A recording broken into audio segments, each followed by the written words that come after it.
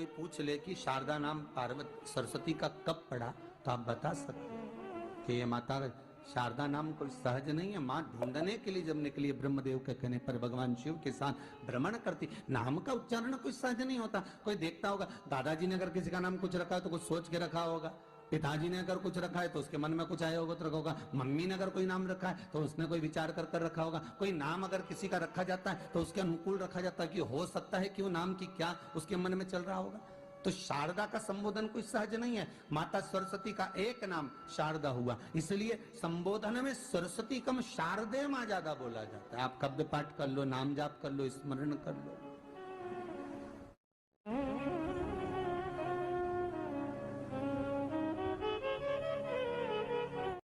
हम बच्चों से कहना चाहेंगे, छोटे छोटे बच्चों से, आप माता सरस्वती की आराधना करा करो। निवेदन है, कभी जिंदगी में अगर मौका मिल जाए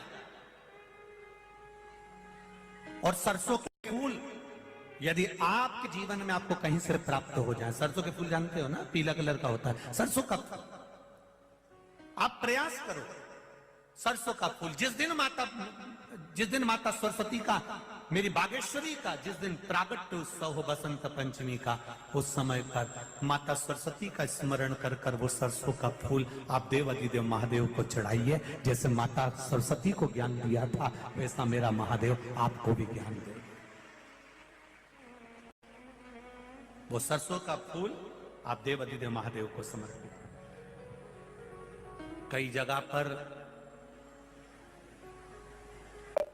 आम के जो झूमर होते हैं वो, कई जगह पर सरसों का पुष्प, सरसों का फूल वैसे शिव महापुराण के अनुसार अगर अपन देखें तो बड़े रोग में भी कारगर होता है। जिसको कैंसर जैसा रोग हो जाता है या किडनी लीवर जिसका डैमेज हो जाता है, इसके लिए हमने पहले भी कथाओं में वर्णन किया है। बसंत पंचमी का दिन, महाराज सरस्वती का दिन, जिस दिन जो बच्चा पढ़ने में कमजोर होता है उसके हाथ से बसंत पंचमी के दिन सरसों के 31 फूल शंकर जी को चढ़ा दिए जाते हैं तो बच्चा पढ़ने में अव्वल निकल जाता है। उसके बच्चे को कभी नहीं कह सकते कि पढ़ने बैठ, वो खुद बैठेगा। केवल आज बसंत पंचमी का दिन, एक ही दिन चढ़ता है। और बाकी के सरसों के फूल आपको मालूम है कि रोग मुक्ति के लिए तो होते ही हैं। ये तो आपको पहले भी वर्णन किया महाराज कि जब कोई एकदम रोग आ जाए और डॉक्टर एकदम बोल दे कि ये रोग भारी आ गया है और इसकी जांचें जाएंगी और फिर ये कुछ भी हो सकता है, तो क्या करा जाता था कि 108 सरसों के फूल लाकर तुरंत शंकर भगवान को चढ़ाए जाते थे महाराज। तो चढ़ाने के बाद में रिपोर्ट अच्छी आती है। ऐसा नियम है।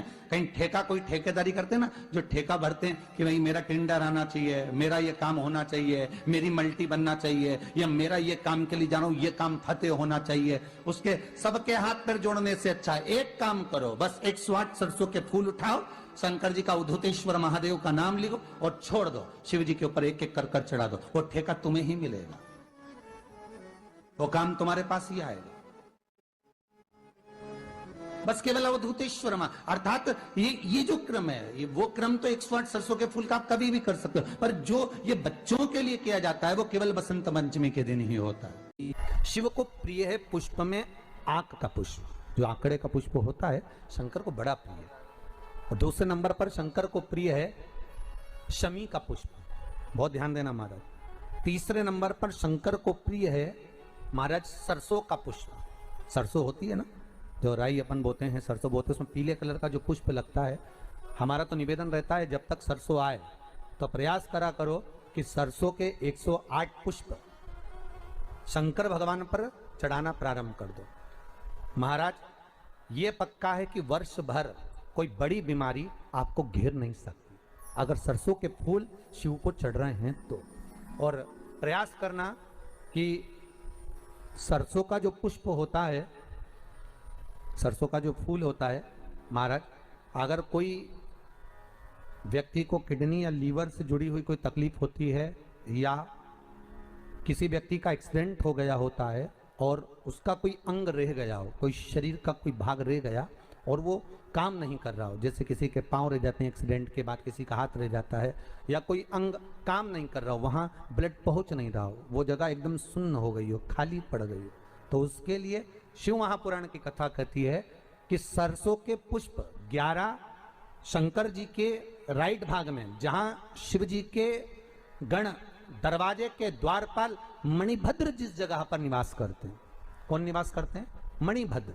शंकर जी के दरवाजे के द्वारपाल हैं मणिभद्र जी, तो मणिभद्र दरवाजे के द्वारपाल में राइट भाग में मणिभद्र जी विराजते हैं। मतलब राइट भाग कौन सा हुआ?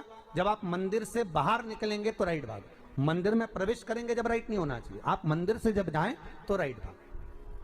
मतलब आप मंदिर से राइट से जाएंगे तो शंकर जी का भी राइट हो जाएगा, क्योंकि शिव जी ऐसे बैठे हैं तो शंकर जी का भी राइट हो गया, देवता उनका भी राइट हो गया, तो राइट भाग सीधा हाथ मणिभद्र जी का स्थान। 11 सरसों के पुष्प मणिभद्र